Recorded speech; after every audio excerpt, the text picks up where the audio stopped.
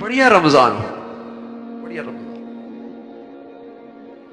صرف نماز پڑھ لینا، صرف روزہ رکھ لینا، صرف افطاری کر لینا کافی نہیں ہے بھائی. رمضان کو رمضان کی شان میں گزاریں جیسے اللہ کے نبی نے بتایا. فرائض کا اہتمام ہو، نوافل کی کثرت ہو، دعائیں ہوں، استغفار ہو، سب سے بڑھ کر اخلاق ہو. اللہ معاف فرمائے. ایک حج کے موقع پہ جھگڑے بہت دیکھتے ہیں، دوسرا روزے کے آتے بہت جھگڑے دیکھتے ہیں.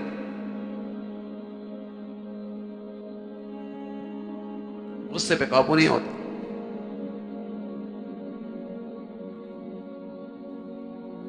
رسول اللہ صلی اللہ علیہ وسلم فرمایا کرتے تھے کہ یہ روزہ ڈھال ہے اس سے شیطان سے، لیکن کب تک؟ جب تک کہ اس روزے کو پھاڑ نہ دے. جب یہ روزہ کے اندر کسی گناہ کا حصہ ہو جائے گا پھر شیطان اس پہ قابو پا لے گا. اگرچہ شیطان اس رمضان سے پہلے قید ہو جاتے ہیں، لیکن آپ دیکھتے ہیں نا، سورج غروب، سورج ہٹ بھی جائے تو اس کی تپش تو ہوتی ہے نا، بیماری ختم بھی ہو جائے اس کی کمزوری تو ہوتی ہے نا، بیماری ختم بھی ہو جائے تو اس کی کمزوری تو ہوتی ہے نا. شیطان ہٹ بھی جائے، اتنے عرصے اس کا دوستی لگائی، یاری لگائی، بیٹھے، صحبت اختیار کی، اس کے اثرات تو ہوتے ہیں نا.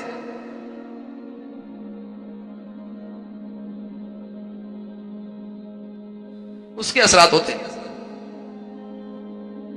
تو روزہ بڑھیا ہو، بڑھیا روزہ ہو، بڑھیا رمضان گزرے. بس اوقات عبادات ہو رہی ہوتی،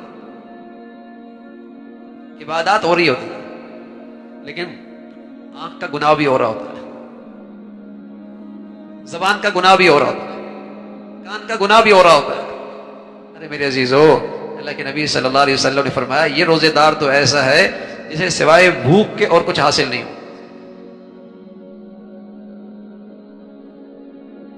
تراویح بھی پڑھ لی، رات کو تہجد بھی اٹھ کے پڑھ لیے، سحری کی عبادت بھی ہو گئی، لیکن کسی کی غیبت بھی کر لی. فرمایا اس کی رات کا قیام تو ایسا ہوا سوائے بیدار رہنے کے اسے اور کچھ حاصل نہیں ہوا. یہ تو روزہ نہیں ہوا. روزہ ہو ایسا ہو کہ آنکھ کی بھی حفاظت ہو نا، آنکھ کی بھی حفاظت ہو، زبان کی بھی حفاظت ہو. اس آنکھ سے کوئی چیز حرام نہ دیکھے، کوئی چیز ناجائز نہ دیکھے، کسی غیر محرم کو نہ دیکھے، کسی ایسے منظر کو نہ دیکھے جس کا دیکھنا حرام ہے، جو اللہ سے دور کر دے. میرے عزیزو، رمضان میں تو حلال بھی منع ہوتی، حلال سے رک رہا ہے، حرام پھر بھی کر رہا ہے. یہ کیسا روزہ ہے؟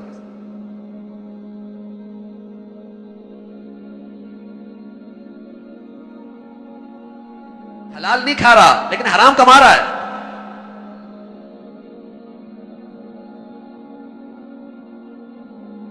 ازواجی رشتے سے، ازواجی تعلق سے دور ہے، حلال ہے، روزی کی وجہ سے دور ہے، لیکن ان آنکھوں سے پھر حرام دیکھ رہا.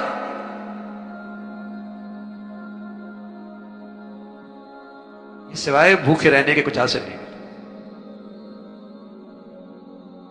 روزہ تو ہو جہاں کھانے پینے سے روزہ ہے نا میرے عزیزو، وہاں میری آنکھ بھی روزہ رکھے نا، حرام نہ دیکھے. آپ علیہ الصلوۃ والسلام فرمایا کرتے تھے بد نظری، بد نگاہی شیطان کے زہریلے تیروں میں سے ایک تیر ہے، سب کچھ ضائع ہو جاتا. ساری محنت، سارا مجاہدہ، ایک بد نظری سے سارا نور زائل ہو جاتا ہے. تو میرے عزیزو ایسا ہوتا ہے بس اوقات. 30 سال سے رمضان آئے روزے رکھے، 40 سال سے رمضان آئے روزے رکھے، اللہ معاف فرمائے، جو گناہ زندگی میں چل رہے ہیں وہ چل ہی رہے، ورنہ روزوں سے تو آدمی اللہ کا ولی بن جاتا ہے. فرمایا اللہ کا ولی کون ہوتا ہے؟ الا ان اولیاء اللہ الذین آمنوا وکانوا یتقون. اللہ کا ولی وہ ہوتا ہے جو ایمان کے بعد تقوی اختیار کرتا ہے. اور فرمایا روزہ کیوں آیا؟ لعلکم تتقون، تاکہ تم تک متقی بن جاؤ. تو رمضان تو ولایت دینے کے لیے آتا ہے، رمضان میں جو آدمی اللہ کا ولی بن جاتا ہے.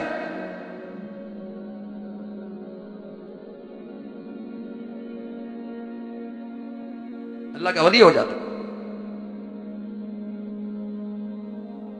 لیکن رمضان میں جہاں عبادات کی کثرت ہو، فرائض کا اہتمام ہو، نوافل کا اہتمام ہو، تلاوت کی کثرت ہو، دعاؤں کا بہت خوب اہتمام ہو، وہاں پرہیزگاری بھی ہو، وہاں نظروں کی حفاظت. اور اب بڑا مجاہدہ ہے نظروں کی حفاظت. موبائل ہاتھ میں ہے، اللہ حفاظت فرمائے. مردوں کے ہاتھوں میں بھی ہے، عورتوں کے ہاتھوں میں بھی. اور ایسی بد نظری کا رواج ہے کہ اس پہ توبہ بھی نہیں ہوتی، اس کی برائی بھی دل سے نکل گئی.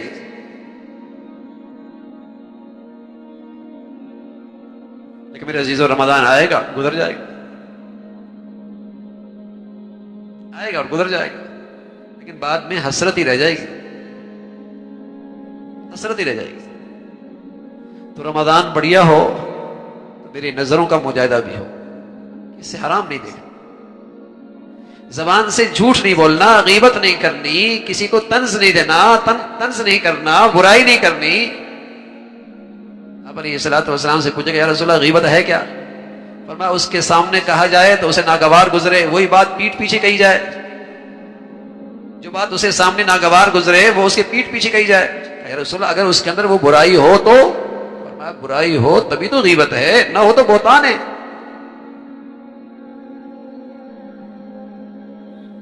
اب روزے میں ہے، پانی نہیں پی رہا، کھانا نہیں کھا رہا، حلال گوشت نہیں کھا رہا، حلال سبزیاں نہیں کھا رہا، لیکن اس روزے کی حالت میں مردار کا گوشت کھا رہا ہے غیبت کر کے.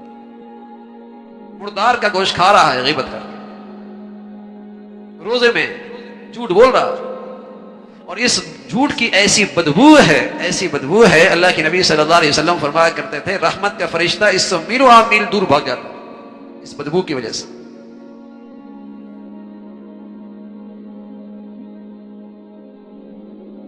تو آنکھ کا بھی روزہ ہو، اس کا بھی مشق کی جائے. زبان احتیاط سے استعمال کی جائے. کان غیبت سنے نہیں، کوئی برائی سنے نہیں، اس کان کی بھی حفاظت ہو. اور سب سے بڑھ کر میرے عزیزو، روزہ حلال رکھا، فرض رکھا، افطاری حرام سے کی، سحری حرام سے کی، پیٹ کی بھی حفاظت ہو، منہ کی بھی حفاظت ہو کہ یہاں حرام اور مشتبہ لقمہ نہیں آنا چاہیے. حرام اور مشتبہ لقمہ نہیں. بہت سارے خوش نصیب لوگ ہیں جن کی آمدنی ہے ہی حلال، الحمدللہ، لیکن کچھ ایسے ہیں جن کی آمدنی حلال نہیں ہوتی. تو رمضان میں وہ کوشش کر لیں حلال کا کہیں سے اہتمام کریں، حلال سے اہتمام کریں. اس لیے کہ حرام سے افطاری کی، حرام سے سحری کی تو سوائے رمضان میں بھوکے رہنے کے کچھ حاصل نہیں ہوتا.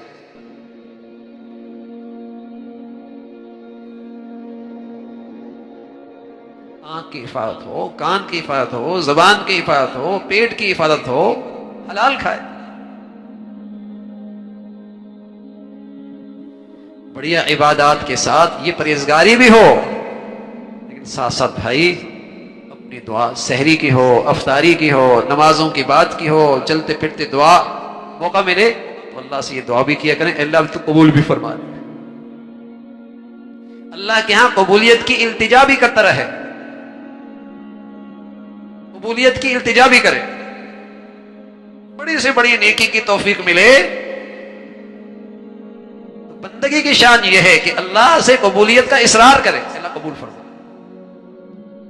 عبادت کے بعد اللہ کے سامنے عاجزی دکھائے، یہ اللہ کو بڑا پسند ہے، یہ اللہ کو بڑا پسند ہے. لیکن ابراہیم علیہ السلام نے بیت اللہ بنایا، کتنی عظیم شان عبادت، کیسی عظیم شان عمارت.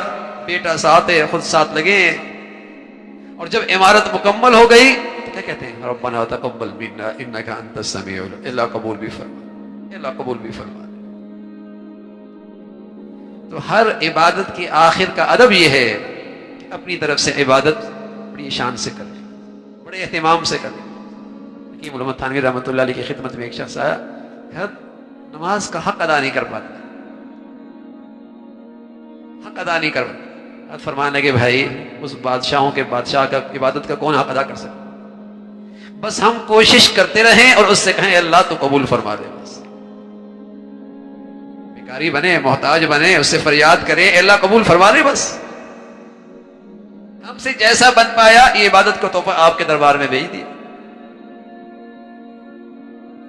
تو قبولیت کی دعا کریں، سحری میں، تہجد میں، افطاری میں، قبولیت کی گھڑیاں ہیں. جو کچھ سنا گیا اللہ اس پر عمل کرنے والا اور آگے لوگوں تک پہنچانے والا بنائے. مزید اصلاحی بیانات کے لیے ہمارا یوٹیوب چینل ایمان و یقین کو سبسکرائب کریں. جزاک اللہ.